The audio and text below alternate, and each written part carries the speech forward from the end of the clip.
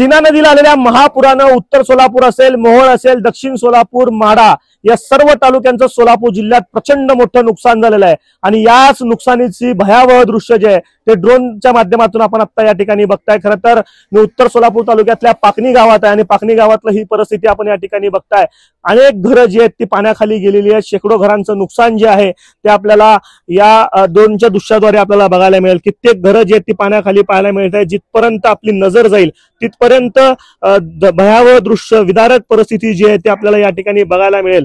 खरं तर drone pilot Budhbhushan काटे यांच्या माध्यमातून ही दृश्य आपण एक्सक्लुझिव्हली एबीपी माझाच्या माध्यमातून बघताय। संपूर्ण सीना नदीचं हे पात्र आहे आणि अनेक घरं जी आहेत ती या ठिकाणी बघताय। केवळ छतं जी आहेत ती या ठिकाणी घरांची आपल्याला पाहायला मिळत आहेत। प्रचंड मोठं नुकसान जे आहे या घरांच्या जे नागरिक आहेत, सर्वसामान्य लोक आहेत त्यांचं झालेलं आपल्याला पाहायला मिळत आहे। हे गावचं मंदिर आहे जिथं सर्वसामान्य लोक नेहमी आपल्याला पाहायला मिळतात, मात्र मंदिराच्या आता पायथ्याशी पूर्ण पाणी जे ते पोचलेलं आहे। खरं तर सर्वसामान्य लोक जे आहेत ती मोठी अपेक्षा सरकारकडनं आता बाळगतायत की सरकारकडनं मदत मिळेल, मात्र शेकडो एकरची शेती या पाण्याखाली गेलेली आहे। तर दुसरीकडे हजारो हेक्टरवरची शेती पाण्याखाली गेल्यानंतर नागरिकांचं देखील तितकंच मोठं नुकसान झालेलं आहे। जिथपर्यंत आपण नजर बघताय तिथपर्यंत पाणीच पाणी आपल्याला पाहायला मिळत आहे। त्यामुळे सर्वसामान्य लोक जे आहेत आता अपेक्षा करतायत सरकारकडनं की मदत मिळेल। या गावातील ग्रामस्थ देखील आपल्या सोबत आहेत, त्यांच्याशी देखील बोलण्याचा प्रयत्न करूया। दादा, जिथपर्यंत नजर जाते तिथपर्यंत नुकसानच दिसतंय, केवळ पाणी दिसतंय। याच्या आधी ही परिस्थिती कधी गावानं बघितली होती का आणि अशा पद्धतीने सीनेचं रौद्र रूप कधी पाहिलंय का? याच्या आधी गावाला पूर आला होता, पण जो आजच्या घडीला जो पूर आहे तो याच्या आधी कधी आलेला नव्हता। जो 2022 साली एक आला होता, पण तेवढी विदारक परिस्थिती नव्हती। माझं नाव शरद ज्ञानोबा चंदनशिव आहे, मी पाकणी ग्रामपंचायत सदस्य आहे। ज्यावेळेस प्रशासनाकडनं आम्हाला सूचना मिळाल्या की सीना नदीच्या पात्रामध्ये भरपूर मोठ्या प्रमाणात विसर्ग सोडण्यात आलेला आहे, त्यावेळेस आमच्या गावचे सरपंच बालाजी येलगुंडे, उपसरपंच आणि ग्रामपंचायत सदस्य तसेच गावातील इतर युवक यांनी मिळून आम्ही काल 6 वाजेपर्यंत जे मागे घरं दिसतात आपल्याला त्यातील कुटुंबांना स्थलांतरित केलेलं आहे।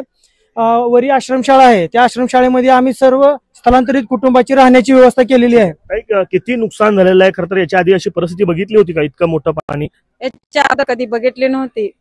2020 मध्ये झाली, त्याच्या अगोदर आता जास्त झाले।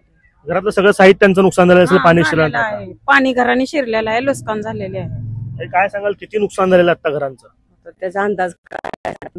अंदाज नाही, गाव उठाय सगळं पूर्ण गावात भरपूर शेतकऱ्यांचं नुकसान, गुरं गाई, लहान लहान मुलाशींचं शिक्षण म्हणा, पूर्ण गाव सरपंचांनी, गावातल्या लोकांनी, गावकऱ्यांनी सगळ्यांनी खूप मदत केलं। सगळ्यांना नर्सरी विद्यालय, आश्रमशाळा, पाकणी इथे नेऊन स्थलांतर केलं।